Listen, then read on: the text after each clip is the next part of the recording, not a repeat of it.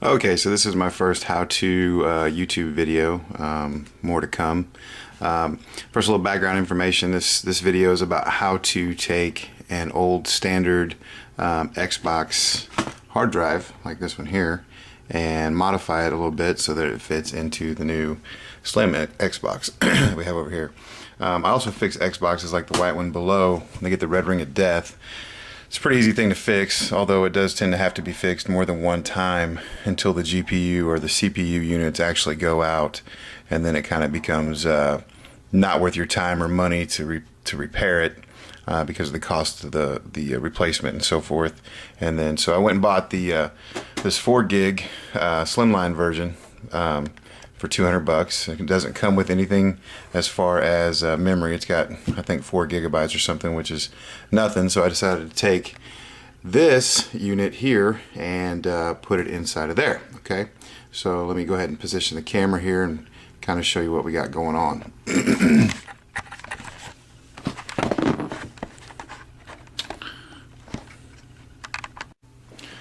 Okay, so what we got here is the original hard drive for the Xbox. You can see it has this kind of port here, and if I could show you the inside of the new Xbox, you can't see it, but it's just an SATA cable port, pretty standard on all computers. Xbox has obviously modified this to make you think that you can't reuse it, when in fact that you can.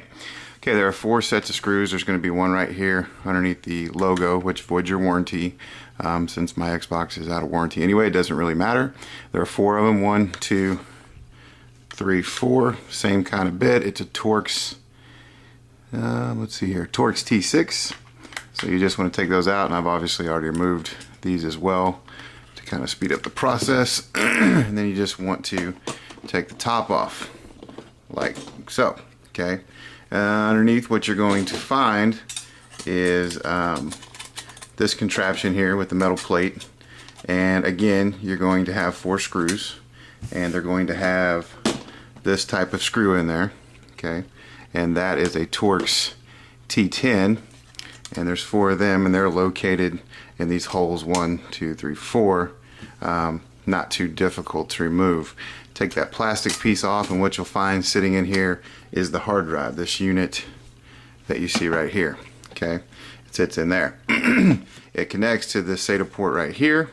You just unplug it from there, pull your plastic down and slide it out, and then you have it released.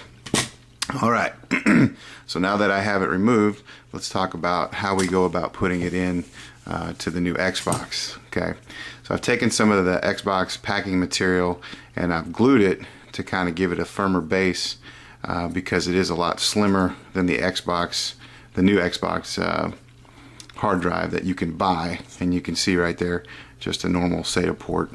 I've given it a tab with some duct tape, no big deal, so I can pull it back out when I need to. Okay, so here we have our new Xbox. Let me back my camera up here so maybe that'll help you see. Got our new Xbox, and you just hit the tab right here because this is where the slot for the hard drive is located. Slide it and pop it off right there, no big deal. This is actually the hardest part of everything.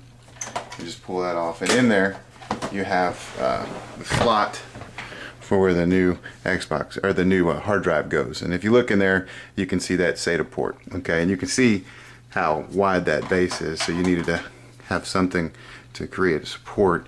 It doesn't really matter. It doesn't seem like it moves around in there, but I thought, why not? Not that difficult.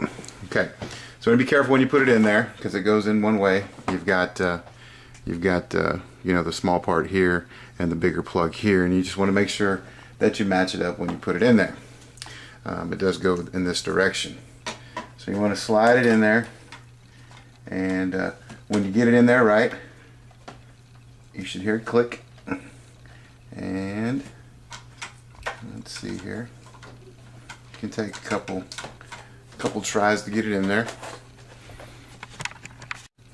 And once you get in there, it should fit pretty snug. You'll hear it click in place, and you know it's in there. Now, it's very hard to get in there and get that unit out if you want to take it out, which is why I put that duct tape tab on there. Okay, And then now you can just take your cover and put it back on there, and it should be good to go. So let's go plug it into the TV and see what happens.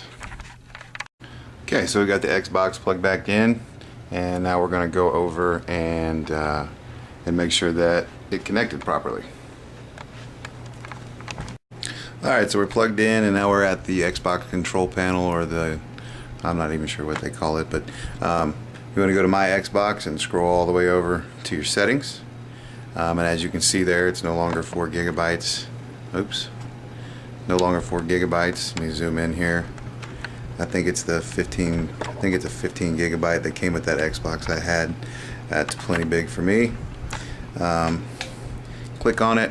Go down to System Memory, and as you can see there, it shows that I have 2 devices. I've got the memory unit that came with the Xbox, the 4 gigabyte. It's basically worthless. And then the 15 gigabyte right here. And as you can see, it works like a charm. So no reason to go buy an expensive Xbox brand hard drive if your Xbox crashes and you can't fix it. Go ahead and pull the hard drive out of there and fix it up and plug it into your new Xbox and save yourself $50.